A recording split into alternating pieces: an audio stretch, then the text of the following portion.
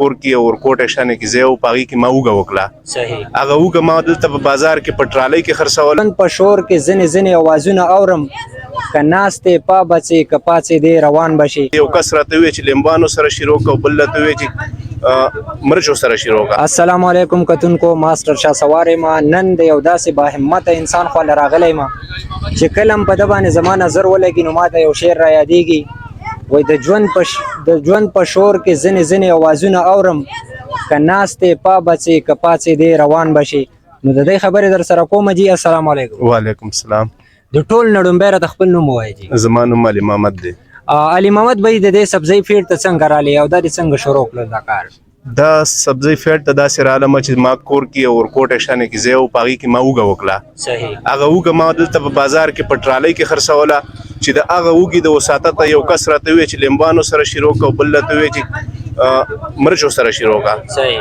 نو هغه مرچ او لیمبان مې سره شروع کړو سمې سره ادرک شروع کړو د هغه نه په مزه باندې د سیدې ځای تر دې سټپ تر ورسېدلې. نو د دې هغه اصل راز څه دی ستاسو چې دا کومه سبزي ماته په نظر باندې راځي دا کتونکي ګوري نو ډېره صفا او ډېره مزیداره سبزي ده ستاسو لکه حالانکه دا سبزي زیاتر اکثره غټ دکانداران ساتي د دې وجه هم دغه کېدای شي چې د صفایي د وجه نه د ښه سبزۍ د خرڅولو وجه کېدای شي که نه ستاسو خپل همت هم په دې کې شریک دی. جی همت هم شته دی. بهرحال منډیانو کې قسم سبزۍ نه ملاویږي. یو شیز ګراني هغه چې کوم دی نو ښایي یو شیز بیکاره د هغې ریټ لږ کمي خو شیز بیکاره. صحیح. نو د هغه په وجه باندې هلته کې زه شیز ښه واخلم دلته ورسره محنت هم وکړم مشقت ورسره وکړم نو دغه شانې کې صفا چې کوم دی نو خرڅوم سبزي.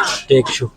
او د دې ځای تاسو کرایه ورکوئ که نه صرف ولاړ یې تاسو دې به دغه مخې ته چې څومره ریډو والا دي یا ټرالو والا دي لاسګاډو والا دي د دې نه څوک څه ټیکس یا کوم کرایه خو دې نه اخلي؟ نه جی نه دلته نه زما نه څوک کرایه اخلي او نه د نورو خلکو نه کرایه اخلي. صحیح. او د دې نه علاوه چې کوم ټي ام ای والا دي زمونږ د باجوړ هغې خو تاسو تنګئ نه چې کله راشي په تاسو باندې کله چاپه ولګي؟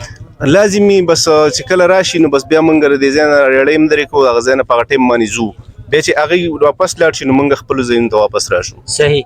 ډېر کتونکي به دې ګوري زموږ د کتونکو ته عام ولس ته به پیغام څه ورکوئ چې د ستاسو د خولې نه هغې ته یو ښه پیغام ورسیږي؟ پیغام دا ورکوم چې سبزو والا ته خو مې صرف دا پیغام دی چې شیز هلته په منډۍ کې 10 روپۍ 20 روپۍ شیز ګران اخلي پاک شیز راوړئ پاک چې کوم دی نو خرڅوئ. صحیح. او نورو عوامو ته مې دا خواست دی چې تاسو یو 10 روپۍ شیز چې کوم دی نو ګران اخلئ خو بیکاره مه اخلئ ښه شیز پاک اخلئ په هغې باندې به بیا په کور کې په ټایم نه وروسته بیا خوشحاله وئ. صحیح. جی ډېره مننه تاسو د محمد علي صاحب خبرې واورېدلې. ما محمد علي ما علي محمد صاحب له اجازت راکئ. دلوي الله پامان.